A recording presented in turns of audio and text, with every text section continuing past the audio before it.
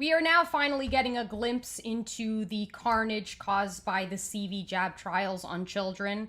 For those of you who don't know, trials are being carried out on children aged 6 months to 12 years, and thousands of parents are signing up their kids to take part in this. I want to share with you the story of a 12-year-old girl named Maddie who was severely injured and continues to suffer the consequences of this highly unethical study.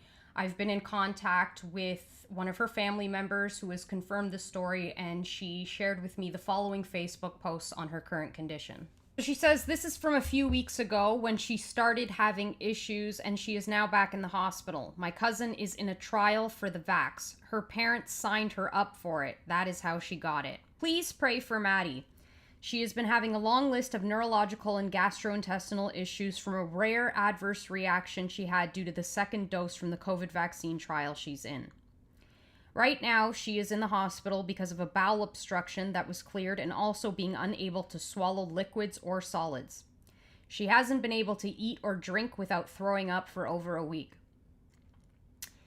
Tomorrow, she has an upper GI scheduled that she will have to swallow 6 ounces of liquid, which as of right now seems impossible. We need this for the doctors to understand how her muscles are reacting.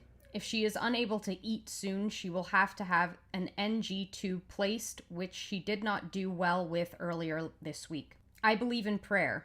Please pray she is able to swallow liquids tomorrow so that her body can get the nutrients it needs and so the doctors can begin to figure out why her body is reacting this way. On top of this, she has extreme pain in her back, neck, head, and abdomen, along with numbness in her legs and arm. She has an MRI of her head and spine scheduled on March 16th.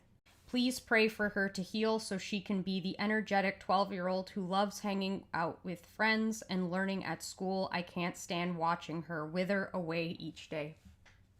The family then posted the following update.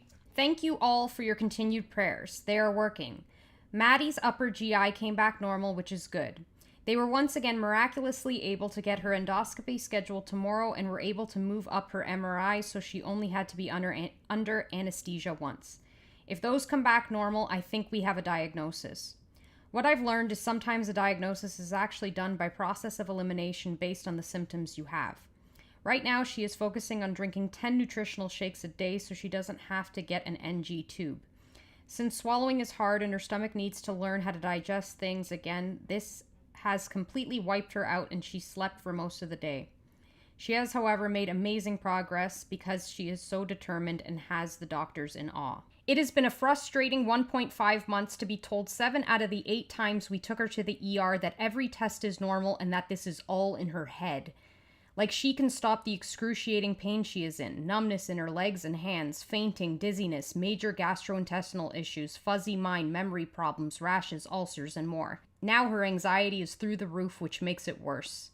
Thank God we demanded to be admitted for the second time and ended up having an awesome team of doctors and nurses that brought in the right specialist to determine what happened to her and a plan for recovery. They also made sure to be clear this is not in her head and is real. Hopefully tomorrow we will have an answer and a plan moving forward. We are praying she will be able to go home Saturday or Sunday. Thank you again for your prayers and the kind comments. It has really lifted Maddie's spirits to have so many people praying for her. You know, and this is a very common tactic with doctors and pharma companies and all of these scumbags, you know, telling a 12-year-old child who the family member tells me she's paralyzed from the waist down and she can't urinate on her own. And they tell you it's all in your head, that you're crazy, that you're an anti-vaxxer, that you don't care if people die, that you don't care about human life. This is the kind of gaslighting people have been going through for years when it comes to having a vaccine-injured child.